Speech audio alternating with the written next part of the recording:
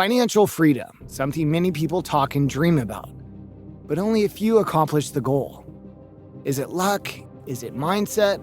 Or maybe habits? The book called Rich Dad, Poor Dad, written by Robert Kiyosaki, is an all-time bestseller, and here is a quick, under 10-minute summary. Money is important for everyone, and most of the people in this world are struggling with financial difficulties. The book Rich Dad, Poor Dad explains that people don't know the secret of becoming rich.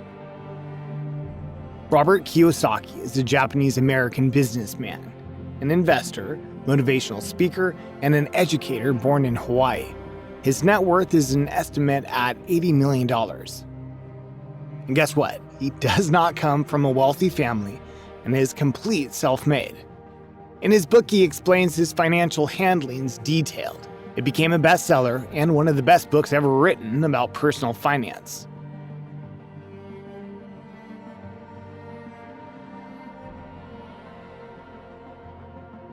He starts by explaining that he had two men as examples. The first one is his own father, whom he refers to as the poor dad. The other one is his friend's father, whom he calls the rich dad. Both men teach him important life lessons and help him shape his future life. In the beginning of the book, the author explains about his childhood experience. He was studying at school where rich children studied. Soon these kids separated themselves from him since they considered him poor. So one day, little Robert asked his father how he could become rich. His father, who was a well-educated man with a PhD, but he wasn't rich. Though the poor dad had a high-paying job, he was never able to manage finances. At the end, he died leaving a lot of bills for his family to pay. So the poor dad advised him and his friend Mike to go to Mike's father and ask him how to be rich. The books refer to Mike's father as the rich dad since he had been able to become one of the wealthiest men in Hawaii. Robert and Mike were mentored and learned all the importance of personal financing at a young age. The book then goes on explaining these valuable lessons. The main lesson was to identify the difference between assets and liabilities. An asset is something that puts money into your pocket, while a liability is something that takes money out of your pockets. Examples for assets are businesses that don't require your presence, mutual funds, bonds, real estate. Liabilities are credit cards, mortgages, loans, and other houses. The poor people mistake liabilities as assets.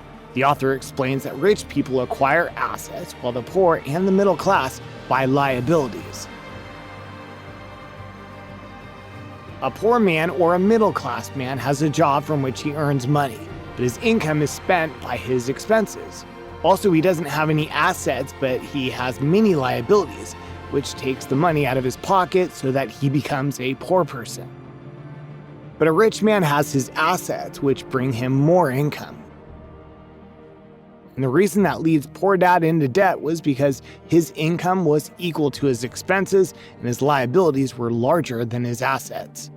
But the rich dad grew his assets and built his empire as a wealthy man. The rich dad was able to make his own income larger than his expenses, and his assets were larger than his liabilities. For this, the rich dad invested his money. This is why the rich people get richer and the poor people get poorer. In this book, we can learn from both dads. Both of them were hardworking men, but it was their attitudes that changed their fates. They both believed in getting education.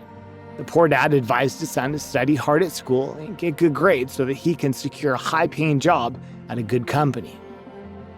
The rich dad also advised him to study, but it was to become an entrepreneur who can create jobs for other people. While one dad was teaching him the qualifications that he needed to write in his CV, the other dad was teaching him the financial plans that can be used to build his own financial empire. The poor dad told him that the reason for being poor is because he had children. But the rich dad's opposing attitude was that it was a must to be rich because of his children. The poor dad advised him to not take risks, and the rich dad's advice was to learn to manage how to take risks. The poor dad said, "I can't afford that." The rich dad said, "How can I afford that?" While the poor dad believed in getting a well-paid job, the rich dad taught him that most people are run by the emotions, fear, and greed. The reason people go to their job every day, even though it is a boring job, is because of the fear.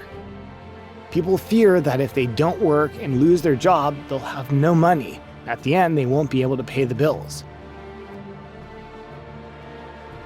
Because of this fear, they get up every day, go to job, get money, and spend it to pay bills.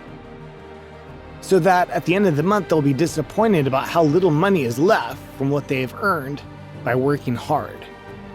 This is actually a trap that most people fall into and can't get out of because of their fear of losing money. The other emotion which drives people is greed, also called as desire. The desire to have more money so that they can have more joy is also a reason that keeps people in the trap of working for money. But as the author says, how his rich dad had mentored him, the rich won't work for money. They make money work for them, while the poor work for money. The poor let their greed, fear overrun them and keep working for money. Most people are afraid of money because they don't understand the power of money. They don't understand how to use money. At schools, the education we get is focused on getting a high-paid job. It teaches us how to become professionals, but doesn't teach us financial management, so that most people are financially illiterate and ignorant. This ignorance about money is which makes people poor, and also why talented people are unable to make money from their talents. What the school doesn't teach us is that academic success doesn't guarantee us financial success. For this, we need to learn financial management. The rich dad told him to not think with his emotions, but to use his emotions to think. We can't succeed by thinking, I need a pay rise, or waiting for the government to provide a fund for us. We have to think where we have been mistaken. For poor people, their income is their job, but for rich people, their assets are their income. Your wealth is how long you can survive if you stopped working today. We highly recommend to read this book, preferably more than once.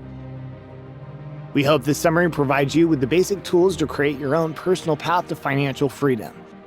Start making plans, set targets, and get going.